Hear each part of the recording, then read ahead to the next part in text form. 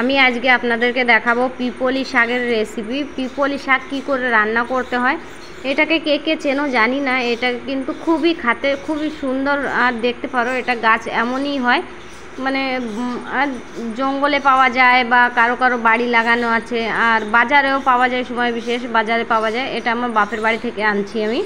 দেখতে পারো এই সময় বর্ষার সময় এটা বেশি হয়, ঠান্ডার সময়ও পাওয়া যায়, কিন্তু কলাটা পুরনো হয়ে গেলে খেতে খুব ঝাল লাগে। আর এটা ঝাল ঝাল, একটু ঝাল ঝাল, খুবই টেস্টি হয়। দেখতে পারো এটাকে আমি কর্নেলগঞ্জ থেকে আনছিলাম। দেখতে পাবো কত সুন্দর কলা এনেছি, সেই জালি জালি কলাগুলো আমি কাটে আনছি। এটাকে আমি আজকে রান্না করে আপনাদেরকে দেখাবো, দেখতে থাকো। খুবই টেস্টি এই রেসিপি হয়, খেতেও খুবই ভালো লাগে। আর এখানে দেখতে পারো মেঘটা কত সুন্দর, বাইরের মৌসুমটা কত সুন্দর লাগছিল। আমি শাক কাটতে বসছিলাম তখনই আমি এবারে কাটে নেবো। কী করে কাটতে হয়, কী করে কেটে নেবো আমি এটাকে দেখে নেবো। এর কিছু পাতা আমি ফেলে দেবো, কেননা এর পাতাগুলো নিয়ে কিন্তু শামাকের পায়খানা আছে। শামাক এই সময় বর্ষার সময় তো, এই জন্য শামাকে পায়খানা করে, এই জন্য আমি এর পাতা কিছু ফেলে দেবো। এখানে নিয়ে নিচ্ছি কিছু রসুন আর কিছু আলু কেটে আমি ধুয়ে নিয়ে নিচ্ছি। আর শাকটা কাটে আমি কমপ্লিট করে নিচ্ছি। দেখতে পারো শাক কাটে ধুয়ে আমি কমপ্লিট করে রাখে দিচ্ছি। আর এখানে চুলোর পরে দিয়ে দিচ্ছি কড়াইটাকে গরম হয়ে গেলে আমি দিয়ে দেবো কিছু তেল, তারপরে দিয়ে দেবো আমি রসুন। আর যদি কেউ ভালোবাসো ওটাকে কি বলে, রাঁধুনি না, পাঁচফোড়নও দিতে পারো, শাকে পাঁচফোড়ন ভালো লাগে। আর রসুন দিতে পারো। রসুনটা একটু ভাজি হয়ে গেছে, তারপরে আমি দিয়ে দেবো আলু আর রসুনটাকে একটু কায়দা করে আমি ভাজি করে নেব। দেখতে পারো আমি আলু আর রসুনটাকে একটু কায়দা করে ভাজি করে দিচ্ছি। আর আলুতে আমি অল্পটুনি হলুদ দিয়ে দেবো, আর যদি কেউ চাও একটু হলুদ আর হালকাসা লবণ দিতে পারো। আমিও হালকাসা লবণ দিয়ে দিছি, আলুটাকে ভাজি করে নিয়েছি। তারপরে দিয়ে দিছি আমি কিছু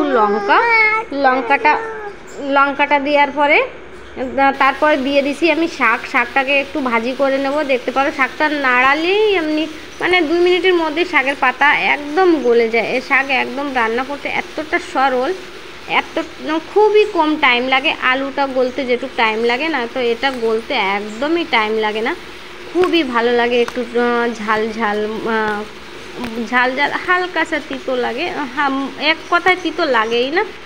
হালকা ফুলকা, যারা তিতো খেতে পছন্দ না সে হালকা ফুলকা ঠিক পাবে, না তো যে তিতো খেতে পছন্দ করে সে তো বলবে তিতোই নেই।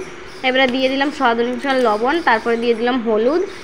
দেওয়ার পরে আর একটু সময় আমি ভাজি করে নেব এটাকে। দেখতে পারো এটাকে নাড়াই দেবো। নাড়ানোর পরে দেখতে পারো নাড়ানোর সঙ্গে সঙ্গে দেখো এটা গলে যাচ্ছে পাতাটা। দেখো এখানে দেখতে পারো আমি এটাকে আর কিছু সময় 1 মিনিট ভাজি করে নিছি। তারপরে এবারে দিয়ে দিছি আমি জল মেলা দেবো না, জল মেলা দিলে শাকটা গলে যাবে বেশি, এই জন্য আমি যেটুক জল চাই সেই জলটুক দিয়ে দিলাম। জলটা দেওয়ার পরে এটাকে আমি একটু ঠিক করে দিলাম। ঠিক করে দেওয়ার পরে আমি এটাকে একটু ঢাকে দেবো, মেলার সময় না, 5 মিনিট একটু ঢাকে দেবো। ঢাকে দেওয়ার পরে ফিরে আবার একটু উজলায় নাড়িয়ে দেবো। তারপরে ফিরে আবার একটু ঢাকে দিয়ে তারপরে দেখবা রান্নাটা কমপ্লিট হয়ে আসছে। দেখতে পারো রান্নাটা কিন্তু কমপ্লিট হয়ে যাওয়ার মতো হয়ে গেছে। আলুটা হালকাসা কম গলতে বাকি আছে। আলুটাকে আর একটু সময় গালায় নেবো, মানে আর একটু সময় ঢেকে রেখে দেবো, আলুটা গলে দেবে। তরকারিটা কমপ্লিট হয়ে গেছে। দেখতে পাবো কত সুন্দর রান্না হয়ে গেছে, কালারটা খুব সুন্দর দিয়েছে। পছন্দ আসলে প্লিজ লাইক করবেন, কমেন্ট করবেন।